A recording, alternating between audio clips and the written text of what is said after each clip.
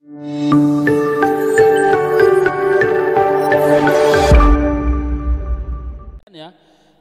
juga pernah kejadian di zaman Bani Israil juga seperti itu, pernah kejadian.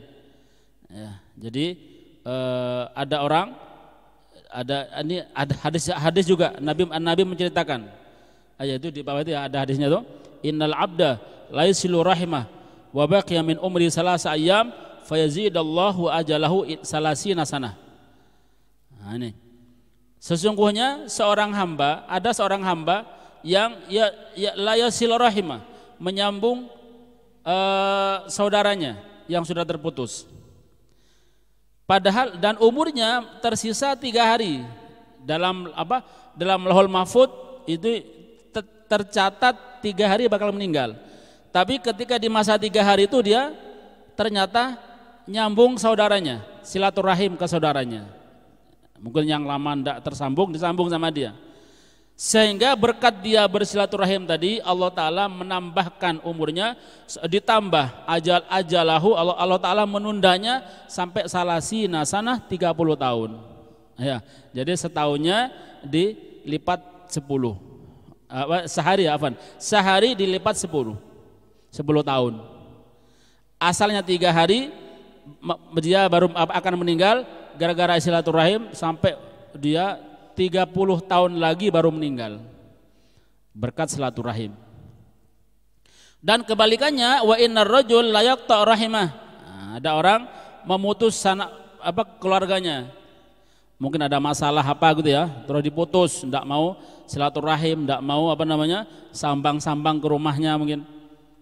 Ya. Ada masalah mungkin. Umurnya ini aslinya 30 tahun, sama Allah dikurangi akhirnya.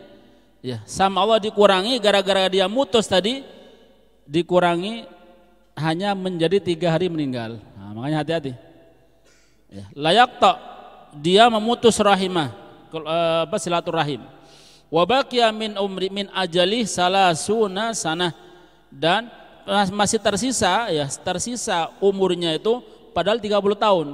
Di Lauhul Mahfuz malaikat melihat ini orang 30 tahun lagi baru meninggal di catatannya.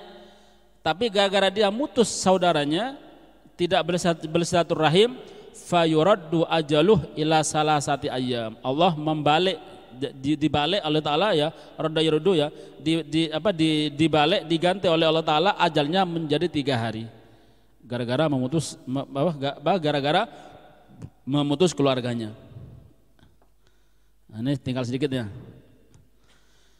Kemudian wa an yaqul hina yusbihu wa yumsi, dan hendaklah membaca ketika pagi dan sore. Ini yang menyebabkan panjang umur ya, yang tadi mendapat menambahkan rezeki.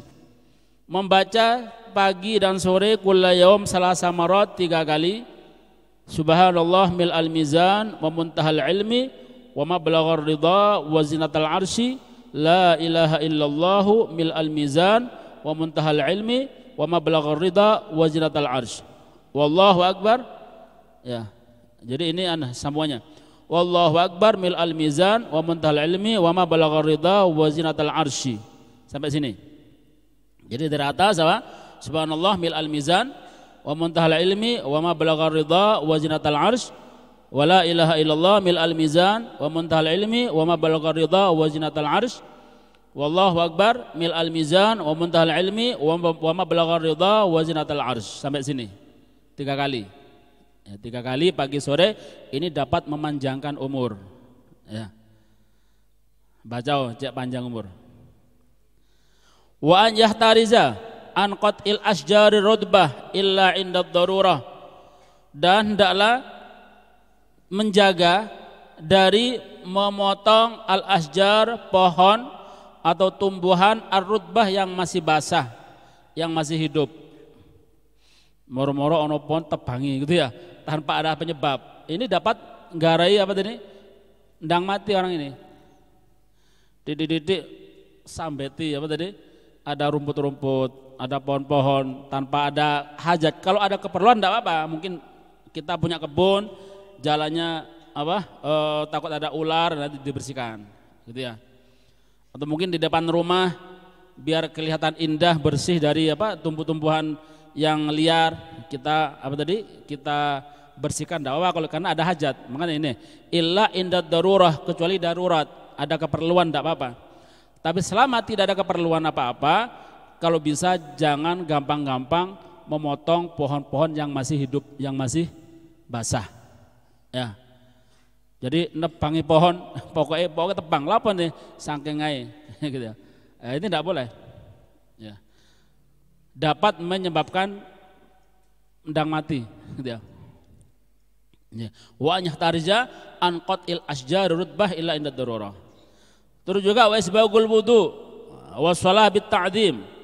Yang dapat menambahkan umur adalah isbagil wudu, menyempurnakan wudu. Ya kan? Artinya apa? Wudu dengan melaksanakan semua sunnah-sunnahnya. Apa? Di antaranya wudu itu misalkan pertama ya, membasuh tangan dulu, kumur-kumur nanti ya.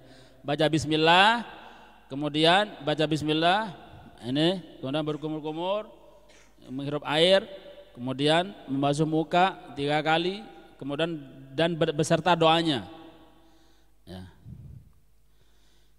Jadi melaksanakan semua sunnah-sunnahnya. Ada ulama mengatakan yang lain, ulama yang mengatakan isbagul wudu ini adalah ketika dia berwudu dia sadar berzikir kepada Allah, makanya membaca doa tadi. Walaupun doa tadi itu ada mengatakan riwayatnya riwayat yang enggak ada la aslalah, enggak ada dasarannya, tapi sebagian ulama mengatakan ada dasarannya. Ya. Jadi ketika membasuh anggota badan dia sadar, gitu ya, dengan berzikir kepada Allah, sadar kalau dia berwudu dan berzikir kepada Allah. Ini disebut isbagul wudu. Ada yang mengatakan pokoknya melaksanakan semua sunnah yang ada di wudu berarti namanya isbagul wudu, menyempurnakan wudu.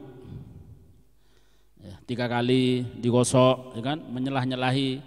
Nah, ini juga namanya isbagul wudu. Dan juga jangan lupa setelahnya membaca doa. Ini kan doa apa deh? Doa wudu. Asyhadu alla ilaha illallah la syarikalah wa asyhadu anna Muhammadan abduhu wa rasuluh. Allahumma aj'alna mutawabbin wa aj'alna mutahhirin wa aj'alna min ibadikas sholihin. Nah, kalau membaca doa ini setelah berwudu dengan sempurna, nanti ketika kita sudah ada di akhirat, ketika sudah hari kiamat, kita dibukakan pintu oleh Allah Ta'ala, semua pintu sorga. Nah, gitu ya. Futihat lahu abwabul janan asamaniyah. Dibukakan bagi dia semua pintu sorga yang 8 akan dibukakan. Jadi dia bisa masuk dari pintu mana saja. Bondonya baca doa setelah wudu. Asyhadu alla ilaha illallah wahdahu la syarikalah wa asyhadu anna Muhammadan abduhu wa rasuluh. Aslinya sampai sini tahu. Yang lanjutannya itu doa-doa lain, itu doa lain. Misal kita kepepet, cukup itu cukup. Asyhadu alla ilaha illallah wahdahu la syarikalah wa asyhadu anna Muhammadan abduhu wa rasuluh. Sampai sini itu nanti dibukakan oleh Allah Ta'ala pintu-pintu surga yang 8, nanti dia bisa masuk dari pintu mana saja. Nah, gitu ya. Kemudian berikutnya, jadi menyempurnakan wudu. Wassalatu bitta'dim, dan salat dengan ta'dim, dengan penuh pengagungan, khusyuk otomatis ya. Salat, melakukan salat dengan ta'dim, dengan penuh pengagungan pada Allah Ta'ala, khusyuk. Kemudian wal Quran, wal Quran, wal kiran ya afan, wal kiran bainal hajj wal umrah, melakukan haji kiran antara haji dan umrah. Kalau dia melakukan haji kiran, gitu ya, haji kiran. Jadi haji kiran ini apa? Haji antara haji dan umrah dilakukan bersama-sama. Namanya haji kiran. Ya kan ada haji ifrad, ya kan ya, ada haji tamattu, ada haji kiron. Nah ini orang melakukan haji kiron itu yang juga termasuk menyebabkan panjang umur. Haji kiron. Melakukan haji kiron ini bagi orang yang mampu ya, antara haji dan umrah.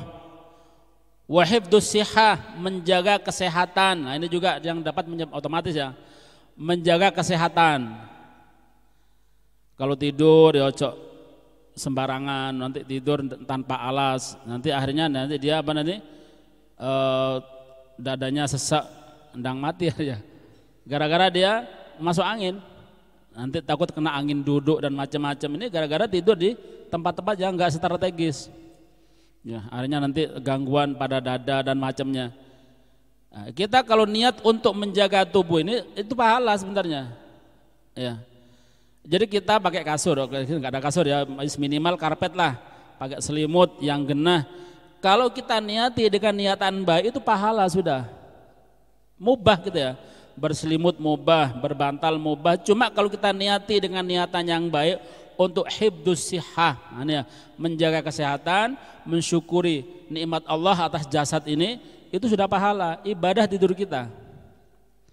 Tapi kalau kita tidur sembarangan, tidak menjaga badan kita, itu jangan anggap remeh. Ini bisa jadi itu yang menjadikan Allah melaknat. Allah tidak ridho. Kenapa?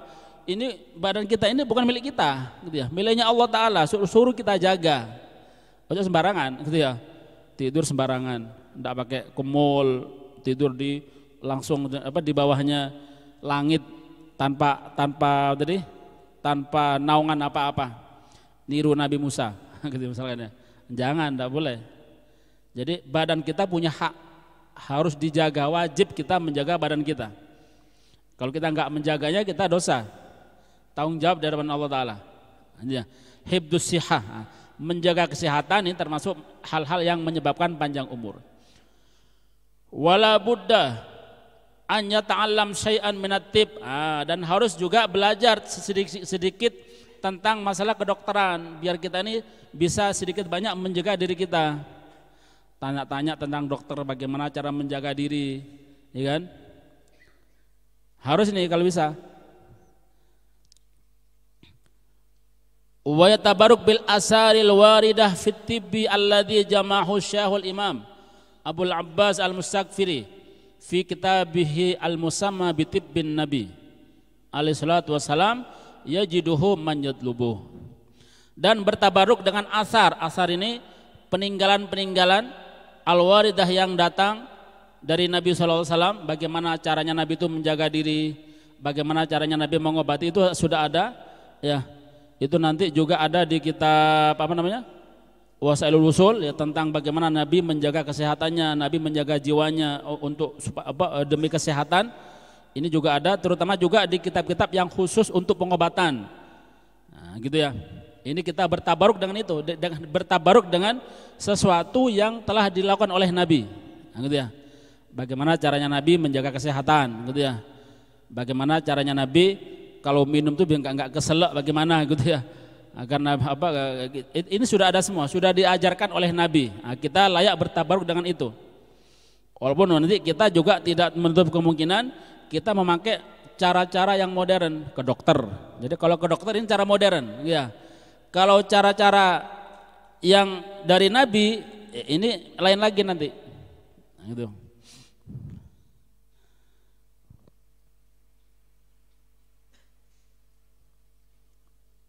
Bertabarruk dengan asar al-waridah yang datang fitibbi di dalam ilmu kedokteran, alladzi jama'ahu yang telah dikumpulkan oleh Syekhul Imam Abul Abbas Al-Mustaqfiri fi kitabihi di dalam kitabnya Al-Musamma yang dinamakan bitibbin nabi, dengan tibbin nabi, kedokteran menurut Nabi sallallahu alaihi wasallam. Nah, gitu ya, ilmu kesehatan menurut Nabi ini sudah Nabi, karena Nabi ini lengkap gitu ya. Nabi ini diutus oleh Allah bukan hanya untuk syariat saja, tapi untuk semuanya, untuk kehidupan dunia, untuk dunia, ya, untuk masalah apapun ini Nabi sudah menyampaikannya. Entah itu masalah agama, masalah sosial, masalah jiwa, kesehatan, masalah dunia, itu Nabi diutus untuk semuanya. Bukan hanya untuk agama aja Nabi. Maka kita pelajari kitab itu, mungkin kita bisa beli, paling tidak ada kitab namanya Tibbun Nabawi, ada walhasil banyak ya, kitab-kitab tentang kedokteran ala Nabi itu banyak. Salah satu yang terkenal adalah namanya kitab Tibbun Nabawi atau Tibbun Nabi atau Tibbun Nabawi. Itu bisa kita beli, bisa kita baca kalau kita punya kalau kita bisa baca. Kalau enggak, terjemahnya enggak apa-apa. Ya, supaya supaya kita nanti tahu caranya, bagaimana cara mengobati kalau kita sakit. Nah, ini sudah lengkap di sana. Penyakit apapun ada. Ini cara Nabi, gitu ya. Kita bertabaruk dengan itu. Yajiduhu, akan mendapatkan, akan memperoleh ilmu tadi, gitu ya maksudnya. Atau akan mendapatkan kitab ini dan mendapatkan ilmu-ilmu yang ada di dalamnya tentang kedokteran, tentang kesehatan. Manjat lubuh, siapa yang mencarinya di sana akan ada di situ.